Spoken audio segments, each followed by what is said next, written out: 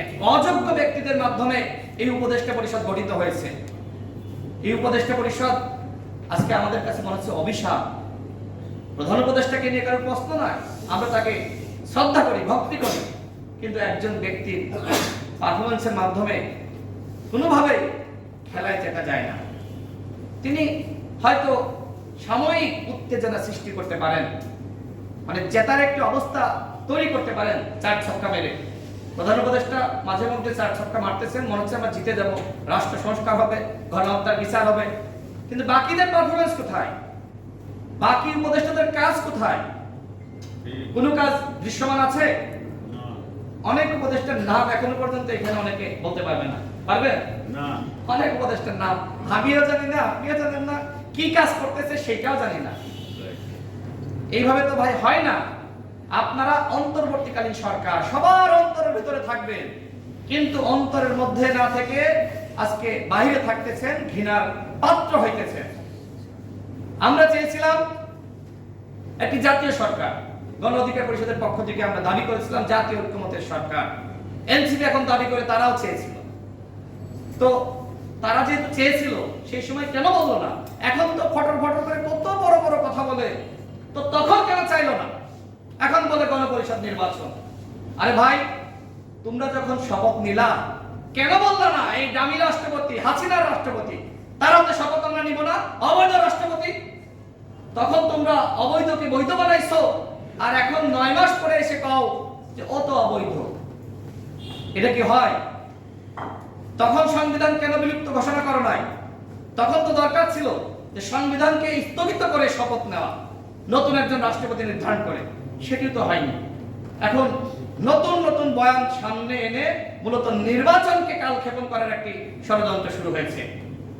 হয়তো সাধারণ মানুষকে নানানভাবে বিভ্রান্ত করা হচ্ছে।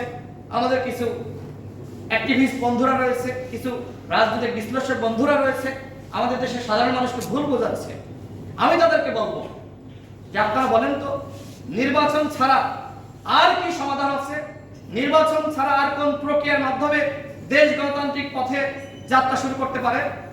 আমার তো মনে হয় না। হ্যাঁ, অবশ্যই নির্বাচনের আগে সংস্কার দরকার, গণহত্যার বিচার হতেই হবে, আমরা সবাই গণহত্যার বিচার চাই। কিন্তু নির্বাচন এই শব্দ, এই নাম আসলেই উপদেষ্টাদের গায়ে জ্বালা পোড়া শুরু হয়ে যাচ্ছে। আমি বলবো, জ্বালা পোড়া শুরু হইলে পানি কিন্তু আছে, জনগণ পানি ঢালতে জানে। আর জনগণকে খেপিয়েন না। আজকে সাংবাদিকদের উপরেও যন্ত্রণা, মানে এখন একটা অবস্থা হয়েছে, টেলিভিশন খুললেই মনে হচ্ছে যে তারা দেশের বৃহত্তম শক্তি, আগামীতে তারাই ক্ষমতায় যাবে, তাদের থেকে দল আর নাই। প্রত্যেকটা টক শোতে একজন করে বসিয়ে দেয়, বড় বড় নেতা, সাবেক মন্ত্রী একজন করে বসিয়ে দেয়, মানে ইজ্জত যাওয়ার মতন অবস্থা, জোরপূর্বক বসিয়ে দিচ্ছে। খবর প্রকাশ করতেই হবে, প্রতিদিন প্রত্যেকটা চ্যানেলে তাদের জন্য 10 মিনিট খবরে বরাদ্দ রাখতেই হবে। এই হচ্ছে মিডিয়ার সংস্কার। মাস্টার মাইন্ডের সংস্কার হলো এই যে জোরপূর্বক একটি দলকে বড় বানাইতে হবে। ভাই, বেলুনকেও কিন্তু জোরপূর্বক বড় বানানো যায়, পরে কি হয়? বাস্ট হয়ে যায়। সুতরাং কৃত্রিম ভাবে কোনো কিছু করার চেষ্টা করেন না, প্রাকৃতিক ভাবে যেটি হবে সেটাই ভালো।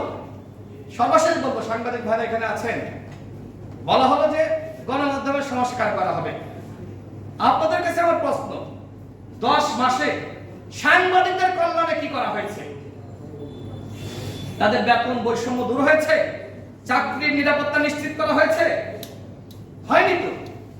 আমরা আওয়ামী লীগের সময় ওই মোজাম্মেল বাবুদের দেখেছি, আমরা দেখেছি সেই দালাল সাংবাদিকতা। আর যারা প্রকৃত সাংবাদিক ছিল তাদের অনেকে নিপীড়নের শিকার হয়েছে, কারো চাকরি চলে গেছে, সমস্যার সম্মুখীন হয়েছে, বাসায় ঘুমাতে পারে নাই, লিখতে পারে নাই। সেই সাংবাদিকদের জন্য কি করা হয়েছে?